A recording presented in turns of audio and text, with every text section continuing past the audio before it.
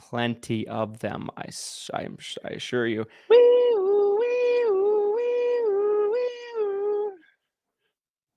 Gentlemen. Ladies and gentlemen. Oh, wait. What's that guy doing Die Hard? Ladies and gentlemen. Hans Gruber. Just call me Hans right now. What's up, people? Welcome to the Emergency Freaking Podcast, where we're going to be bringing you guys some details on the CMS final rule. We know it's late. Both of us have families. Both of us have wives and children that we're neglecting to be here tonight. But we got my list of notes here on my iPad, you guys. I've been working. I guess the first question I have for you, Mr. Brindle, is when did this officially, because I can tell you this wasn't on my radar that this was dropping until probably about 5 hours ago. Yeah. Do we know when it actually got published by CMS, the rule changes? I literally just heard about it for the first time today, to be truthful with you. And if there's anybody else that knew about it prior to that, then I guess congratulations. Well, no, I'm pretty sure it got published today. I'm more of one. I'm just curious. Like, was it this morning? Because I was just surprised. I also didn't think that this was going to come out till like May, June, July. Last year they delayed it up until like the very last minute about all these different rule changes, and so to see it happen now, April 5th, is kind of shocking. I don't know. I'm glad. I'm glad that we're not waiting till October 1st, but I'm surprised that this happened today. 100%. So someone just dropped a comment, filed around 4:15 this afternoon. It's interesting because I got an email about it about 5. That's how it first got on my radar. I got an email about it at 5 o'clock my time. And I think it was 5 o'clock my time, around that time frame. And that was how it first jumped on my radar. And then I jump on social media and it's everywhere. So, I mean, usually, guys, we don't do emergency podcasts like this. I think this is the first one we've done, but this is worthy of an emergency podcast. So let's jump right in here, right? Yes, let's do it. So you have some notes in front of you. I have some notes in front of me. Well, why don't you kick off with some of the notes and some of the things that have jumped out at you, and then I will do the same. Yeah. So, well, and this is the part that makes me laugh, you guys. If you are a Taco Tuesday fan, if you saw Christian and I talk, Christian and I dove deep into the proposal when that dropped in January, before the final rules got voted on and passed as of a few hours ago. So during that time when Christian and I were tearing through the proposal, if you saw that episode of Taco Tuesday, and I, again, on good intel, what I thought was the best, it was, I'm not going to say it wasn't, it was the best information available to me. The best information available to me, which came from some very trustworthy individuals who are in the know, who are at the top of the food chain in this space of, Medicare compliance. I was told that the third-party marketing would be outlawed. It's just a matter of how it would be worded. And I was told that the 48-hour rule was not going to actually come back, and that was just kind of like a fluff proposal. And now here we are today, about 2.5, 3 months later with the published version, right? And both of those things were flip-flopped. The third-party TPMO marketers, they cleared the bar as of now, so that didn't pass. You are allowed to work with third-party marketers. The way it's worded is, they're talking about passing beneficiary contact information from one party to another party, right? TPMO, third-party marketing organization. There was a mention that, and I'll read this part. We are not addressing our proposal to prohibit TPMOs from distributing beneficiary contact information in this final rule, and may address it in a future final rule, which I guess if there's one thing I want to talk about right now is, because this is a discussion I had with somebody, a future final rule, is that like next year?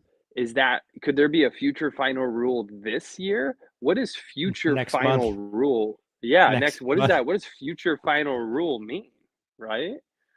Yeah, I mean, so if I had to guess, I would say Christian's about to go to Medicare Con, so I think we've got COVID Christian in full force, coughing on the stream tonight, you guys. So excited for him to spread the love next week. But Christian, yes, um, final rule. What does this mean? Is that this year, next year? We don't know. It could be either. What do you think?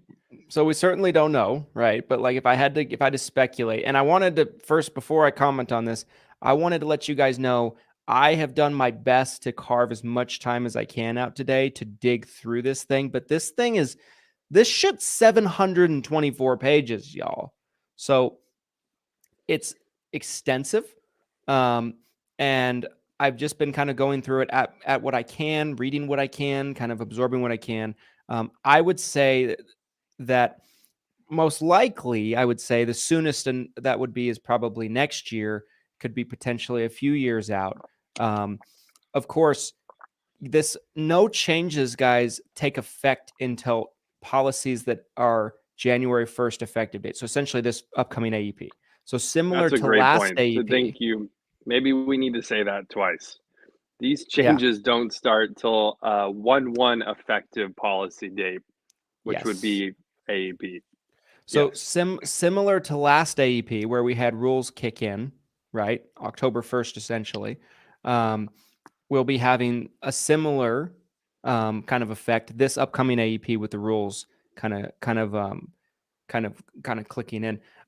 So that was the biggest thing that jumped out to me was the TPMO thing, right? Because essentially, for those of you that don't understand what that rule really entails, what the proposed rule was almost suggest was TPMOs, third-party marketing organizations. Now, let's first start by defining a third-party marketing organization. It's an agent, it's an agency, it's a marketing company, a lead company, a vendor. Carriers are exempt, of course.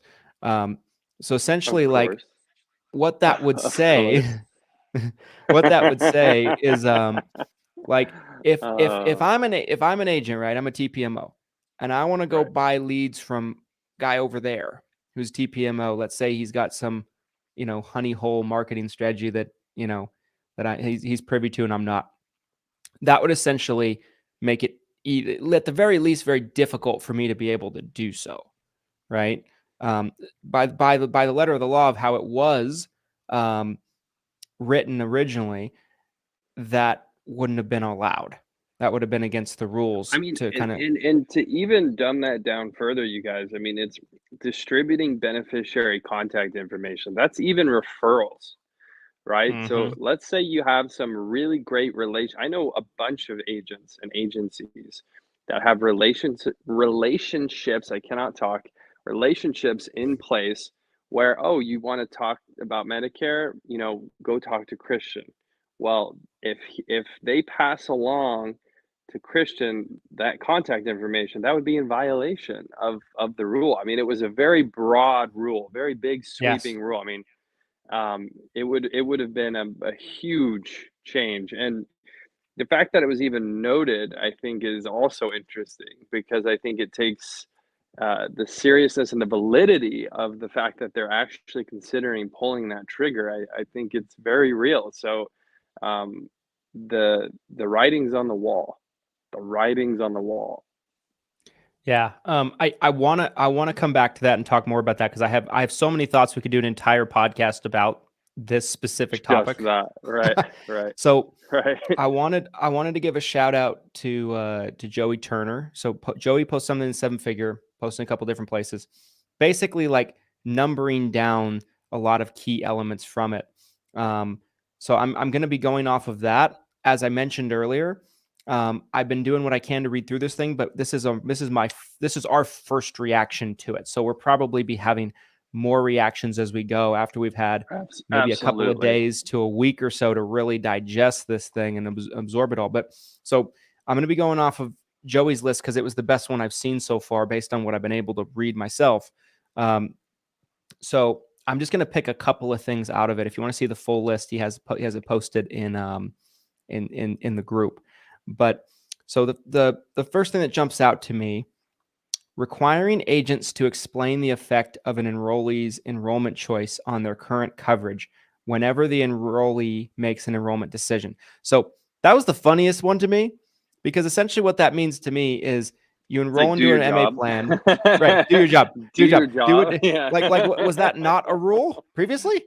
Like, no, that one jumped out to me too, because I'm like, that's the dumbest thing. Yeah, right. like that's like so it's insanely dumb. So you enroll in Humana, the person has Aetna, and obviously the Medicare Advantage plan will take the place of the old Medicare Advantage plan. It wasn't a rule, apparently. They had to put in a final rule that the other plan would be terminated. I suppose that was happening enough for them to throw that in there. Pretty wild, if you ask me. Yeah. Couple of other things.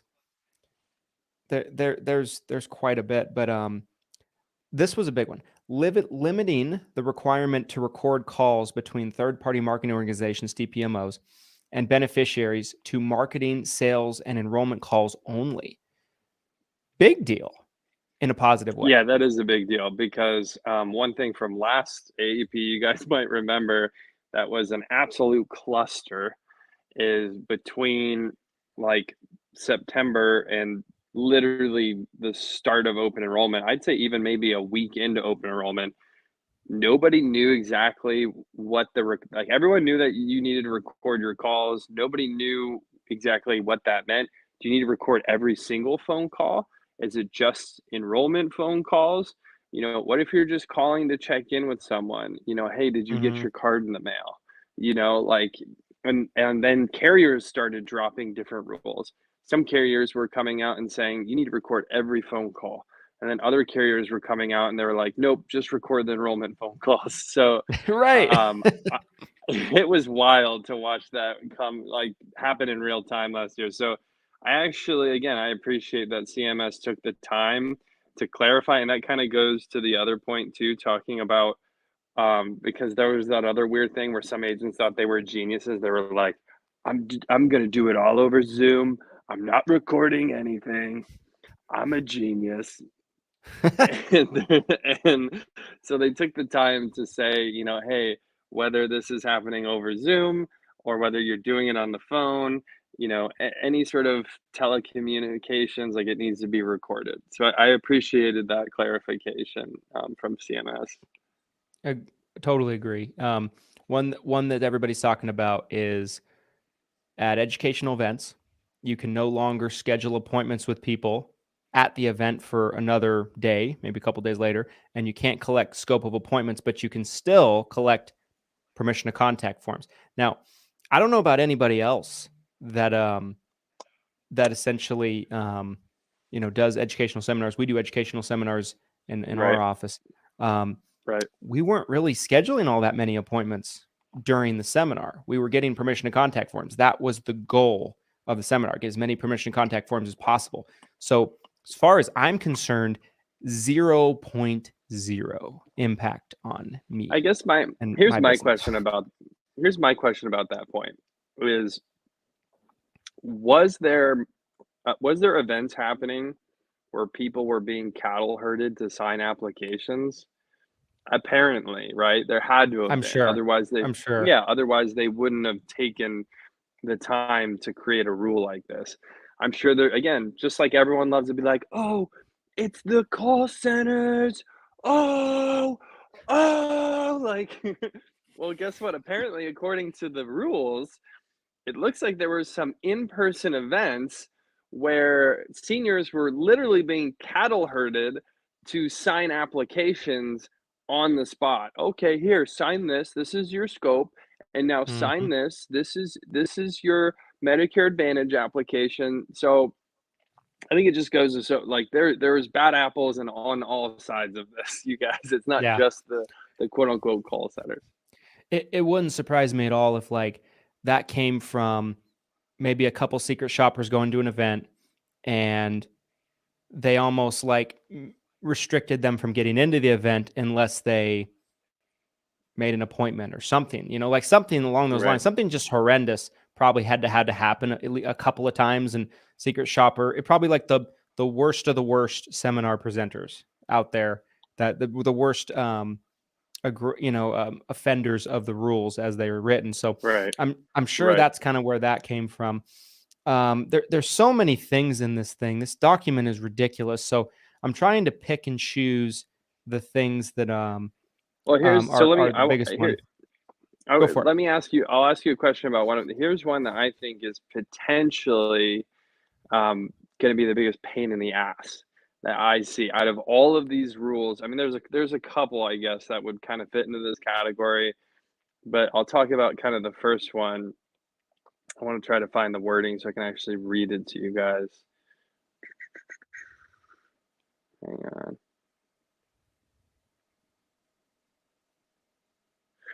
Requiring TPMOs, so again, third-party marketing organizations, which Christian defined earlier in the video. It's essentially anybody who's either marketing and or selling insurance, requiring TPMOs to list or mention all MA organizations or Part D sponsors that they represent on marketing materials. So again, if this could be a flyer, this could be a direct mail piece, this could be an opt-in form on a website, on a landing page.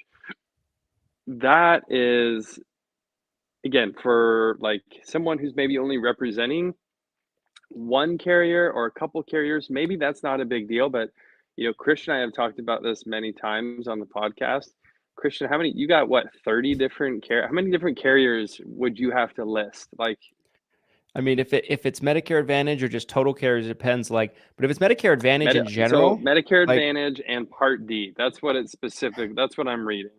As got to of be this 30. moment, It's got to be 30 or more, right? So, like, if you're thinking about it as a marketer, right? Like, if you're thinking about it from, well, what does that look like? Like, that's a lot of additional information that you now have to include. Again, if you're like a career agent, that probably means nothing to you. Oh, I have to slap my Mutual of Omaha logo on this. I already had it on there anyways. Boom, But as a broker, like Christian just said, he's got 30 different Medicare Advantage and Part D sponsors. So I don't know. I just feel like that one could affect marketing in general.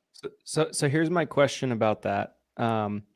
And I think there's two parties here. Here's the question that I don't know the answer to yet. I need to dig through this thing a little deeper to find the answer. Okay. I'm wondering if it's specifically for Medicare Advantage marketing or mentioning like plan benefits or carriers, right? Because like the disclaimer itself that came out last year, that was really the standards. I'm amazed by how many people now think that like they're doing generic Medicare marketing and they still have to put the disclaimer on it. Now, I think if CMS feels like there's some bait and switching going on, like you're advertising for generic Medicare information, but you're selling 99% Medicare Advantage, that might be one thing. Yeah. But I mean, I think what it will probably cut down is there's a lot of people out there that run ads, run commercials, right? Joe Namath, the works, right? That mention really blatant plan benefits. So to me, like those are the ones, if that is the case, however, if that's the requirements to list that, that's going to heavily impact that type of marketing. If that is the, that could be geared towards, you think that might be geared towards like the TV commercials then that might impact. Because you think about it, some of those are kind of generic, right? Because again, they're trying to sell the responses to that TV commercial, right? To who knows how many different agencies, right? And then you don't know what those agents or agencies are actually selling. So if Joe Namath or whoever is on TV talking about all these incredible benefits, but then the agency or broker buying that phone call is a career agent from one company and they don't even represent the benefits being talked about, I could see that being something, worth trying to crack down on. No one's happy about those commercials, right? Mm-hmm. Like nobody enjoys those commercials. The Medicare Part B give back was a huge, when that became a thing during AEP. I don't know, was that 2 years ago now? That became it's probably like a 3 big years deal? ago now. 3 years ago? It's been a while now. Yeah, that was a big deal though, right? Like all of a sudden you're getting a phone call. Why am I not getting this money back, Christian? Like I just saw their nonstop. TV. Yeah, right. Like, eek. And another interesting part of this final rule that I saw that kind of relates to that is forbidding people from advertising a benefit that doesn't exist in a certain market, which that probably is geared towards the TV commercials also, from running an ad that offers maybe, say, $150 a month Medicare Part B give back, where that's like not in that many places necessarily. There's probably certainly Right. more places that it's not in than it is. And so that's certainly one, right, that kind of relates to that. And you could maybe interpret it that it's kind of targeting some of the, the larger call centers that use these TV commercials, these Sure. lead aggrovators. There's a big one that we haven't gotten to yet. I don't want to talk about that one quite yet. I think that'll be our creme de la creme, our final point here on the podcast, the emergency Podcast. emergency compliance discussion podcast here, you guys. Super exciting. Here's one that's interesting that I don't think Christian and I have talked about at all. Christian and I have talked a tiny bit. Again, these are brand new. This just got dropped today. So I've had very brief conversations with Christian between I was literally pulling this up when Christian called me today. And then I was like, what's going on? And so we just got into it. But here's one that I don't think we've discussed that I think is interesting, because we've talked, again, if you watched our previous Taco Tuesday episode, we're talking about CMS, we're talking about enforcement, right? It's so easy to publish rules. I could sit down tonight and make up 300 rules, and I could say, this got voted on, boom, these are all rules. Enforcement is a completely different conversation. And Christian has talked about how the carriers are so much larger, and then you look at the agent force, and then you look at it like a pyramid. You have the Medicare beneficiaries, then you have the agent force, then you have the carriers. CMS is this tiny little organization at the top. They don't have the police force to enforce these rules. It's not possible. CMS as an individual entity cannot possibly stay on top of the majority of people who are selling Medicare insurance. It's not possible, right, Chris? I mean, do you still agree with that statement? I do agree with that statement. I was in California over the weekend working with some of our partner agents. It was beautiful, by the way. It was like 70 degrees. And I was in a meeting with a group of our agents Sunday morning. And one thing I posed to the group I was with is like, I said, guess how many employees CMS has? There's some numbers thrown out, just some numbers here or there. I'm like around 6,000 to 7,000. I'm like, guess how many employees United Healthcare has? Some numbers thrown out. Number ended up being 300,000. So you look at the difference in terms of just like the workforce. The CMS really, in the model of Medicare Advantage, need the carriers to enforce things. They need them. It's not a matter of makes their life easier. It's that it can't happen without the carriers helping and contributing. So to get to my point on the new rule that was published today about enforcement, with exactly what Christian just said in mind, requiring MA organizations and Part D sponsors to have an oversight plan that monitors agent/broker activities and reports agent/brokers for non-compliance to CMS. So essentially, again, how I'm interpreting this is fresh off the press. These are hot takes. We will probably see a lot more defining and refining of these rules as we continue throughout the year.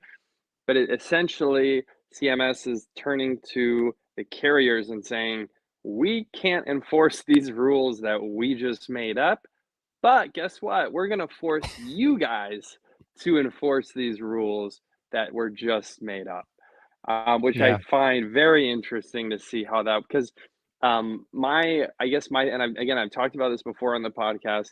You have this organization that benefits from this. They benefit when a Medicare policy gets sold. And now you're asking them to enforce compliance on it's a huge conflict of interest, in my opinion. I understand the reasoning behind it. I understand that CMS can't possibly enforce all these rules by themselves without a huge workforce behind them, but it's a conflict of interest asking these insurance carriers to be like, "Hey, police yourselves and tell us who's not following the rules." I don't know. It Yeah. just seems kind of crazy to me. What do you think about that? I agree with everything you said. And I think it's typical CMS logic. Right, right. And yeah, I think it's one of those things where they don't, like you said, I think you said it best. They don't have a plan of enforcement. So they are heavily dependent on the carriers for enforcement. Not just dependent, the carriers have to enforce because it cannot happen without them. I had another point I wanted to kind of touch on, and I know the big one that we're waiting till the end for. Okay. So stay on without saying without saying that one. But this one Yeah. was one that caught my eye. Modifying the TPMO disclaimer, right? The we do not carry every Medicare plan in your area disclaimer, to add SHIP as an option for Medicare for beneficiaries to obtain additional help. So basically, the way I read that is what they're going to require it added to the disclaimer is you should also be calling SHIP and not me, because I'm a piece of shit and SHIP is this awesome organization full of volunteers and unlicensed people. Call CMS.gov, call SHIP, call anyone before you call the agent broker that's trying to offer this policy to you. if there is anything on this final rule that I didn't like the most, that's it, I think. Really? That's your most, of all the rule changes that you've seen so far, that's the one that bothers you the most? It does, because I have a disdain for SHIP. The information that they give is bad. It just is a history of just. For those who don't know what SHIP is, can you help explain that? Yes. So what SHIP is it's a government organization that is made up and it's available in certain areas. Like, I don't believe we have one here. I've never come across it, but in other states they have them sprinkled across the country. It's a government-funded organization that essentially will help somebody get pointed to in the direction of a plan, and they even help them enroll into a plan, like on Medicare.gov and things like that. But none of these people are licensed, which to me is a huge problem. And SHIP isn't anything new, by the way. They're unlicensed people, so they do not carry an insurance license, but they're giving advice. And they're mostly volunteers for the most part. And it's absolutely like a disaster. Sounds like a disaster waiting to happen. Why would you want to include a non-licensed person into the conversation? That seems wild to me. I kind of could get behind the disclaimer as it was worded before, for sure, because again, it's like, yeah, you can always call CMS, right? Like, if you have a question, you can literally call the government, right, and ask them directly a question about Medicare. That's reasonable.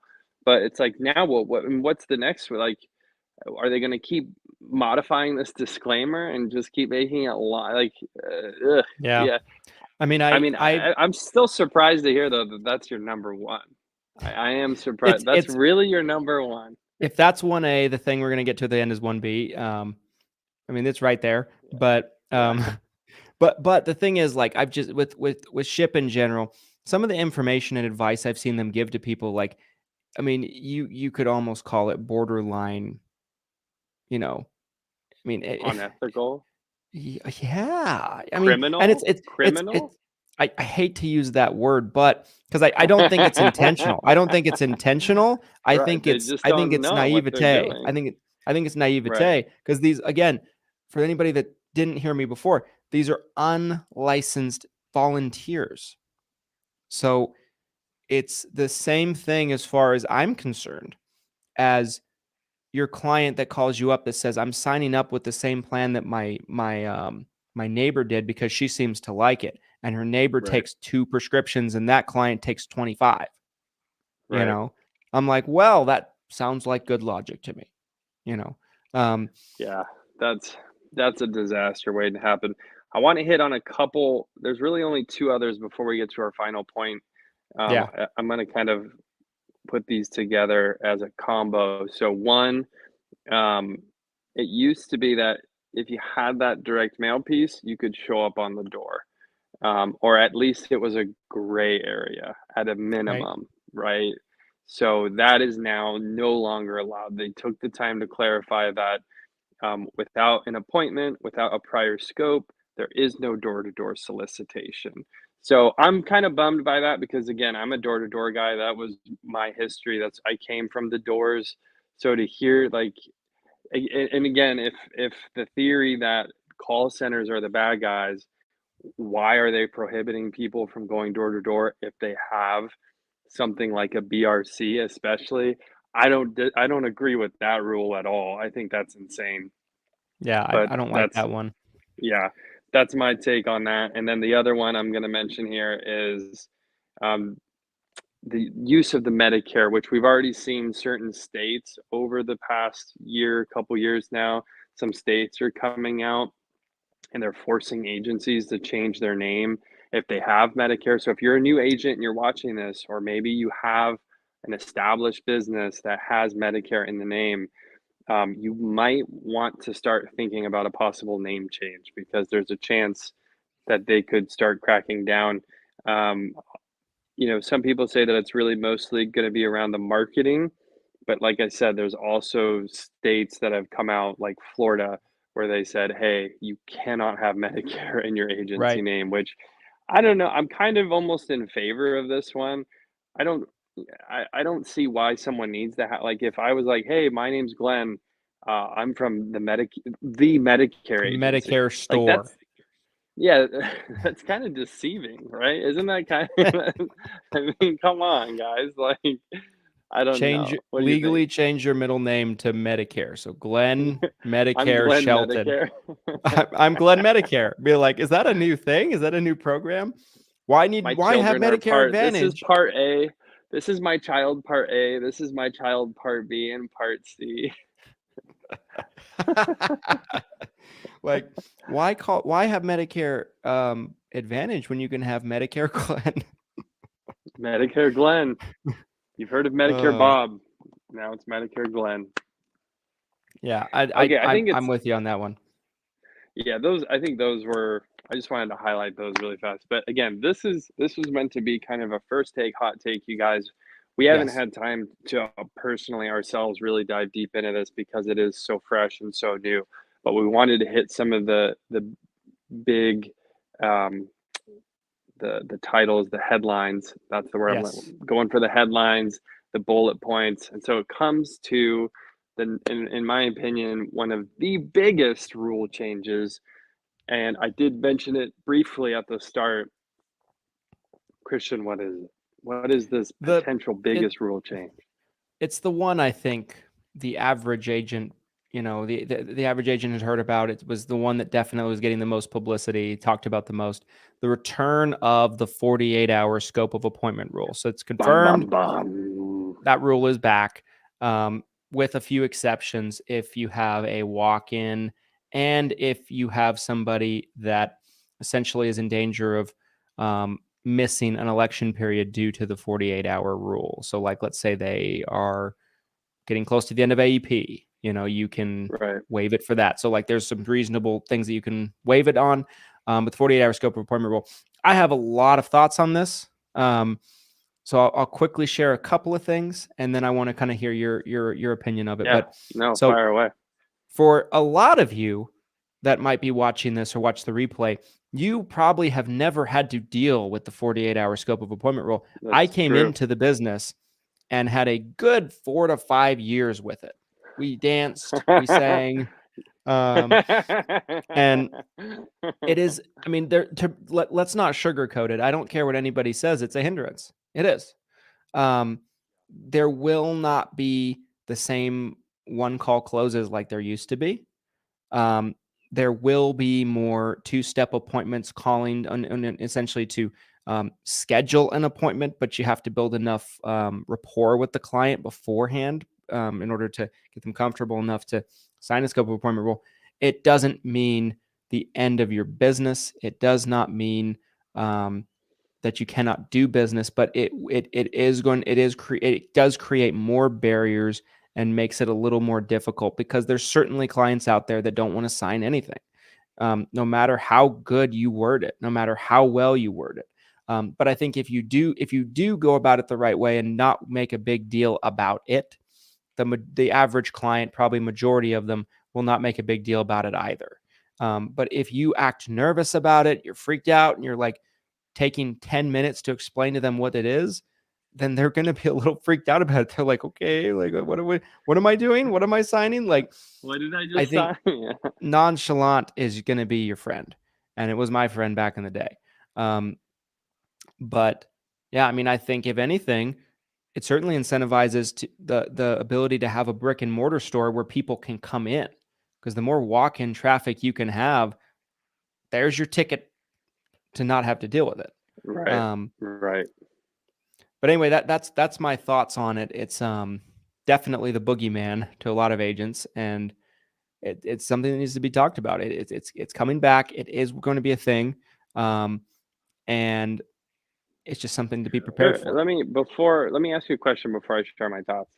What do you think will happen if an agent starts lying about how long it's been since the scope got signed? Let's say an agent's still getting them all signed prior to the conversation, which right now that's how it works, right?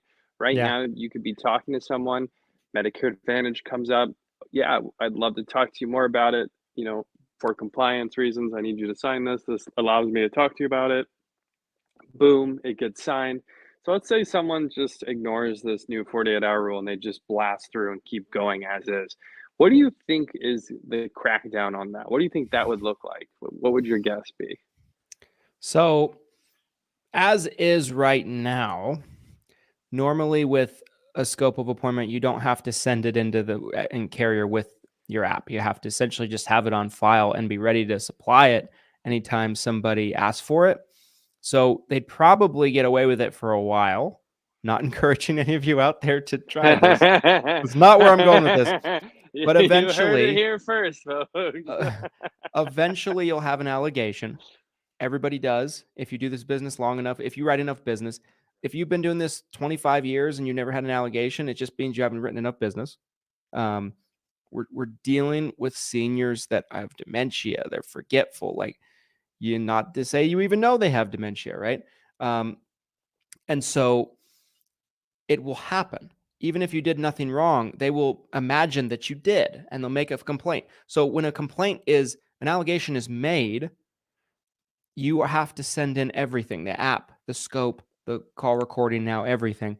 And so they'll see that your scope was not dated properly, and that will be pretty easy to see. And so that it will catch up to you eventually. You might get away with it for a little while, but it will catch up to you eventually, is my thoughts. So I would not recommend it, guys.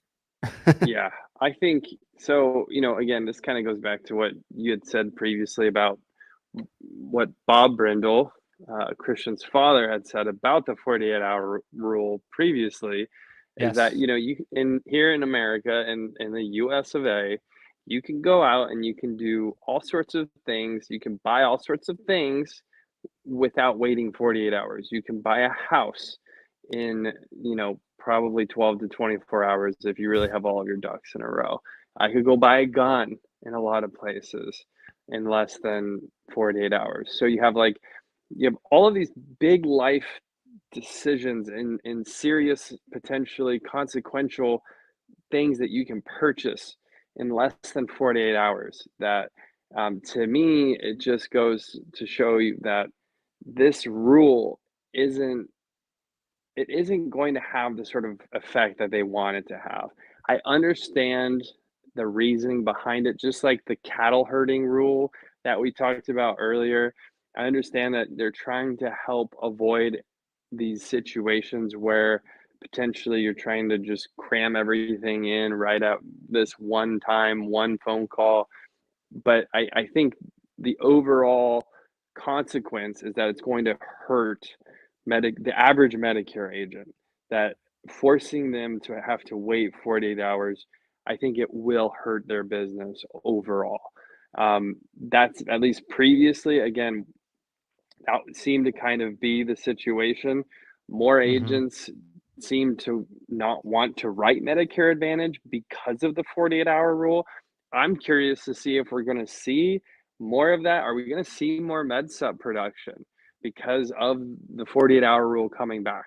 Are agents going to be like, man, if I talked about this MedSup, I could have wrote it right now, but since we're talking about Medicare Advantage, I've got to wait 2 days or longer because, again, they might not be available in 2 days.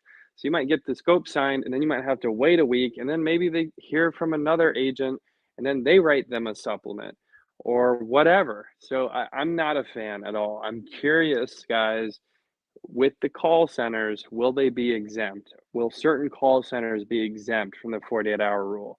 Or will they have to play by the same rules? Because that's another thing that I think it's not fair to the average agent.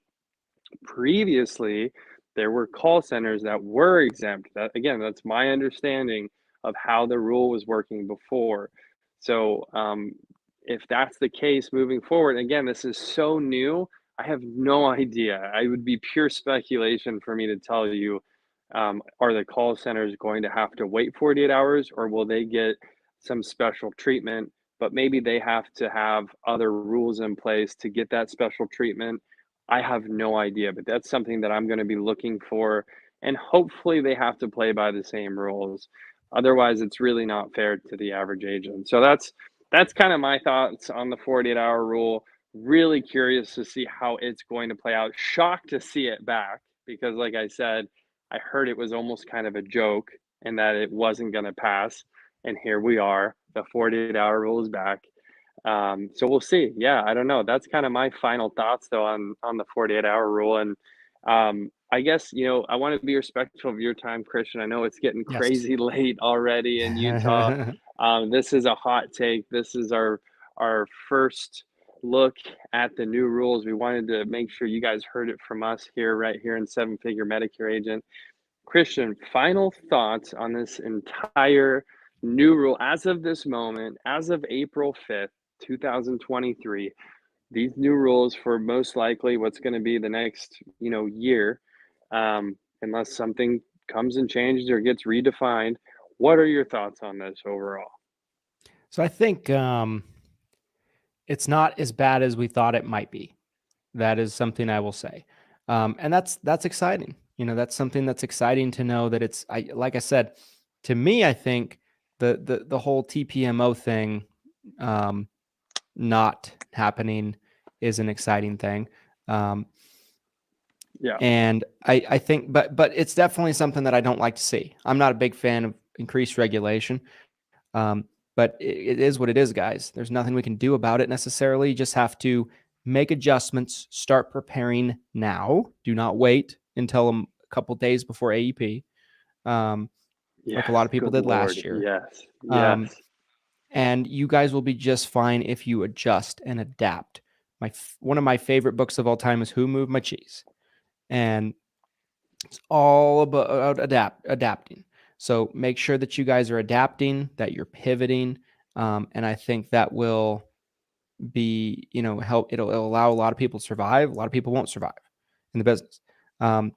Real quickly, in my final thoughts, somebody asked a really good question. I just wanted to address it real fire quickly. away. I'd like some ideas on how the 48-hour scope of appointment works if the prospect doesn't have a printer or we cannot send them an online link to sign in advance. Love to hear for those of you who did it last time. So there's several carriers now that offer that there wasn't a lot of this around last time, by the way. Scope.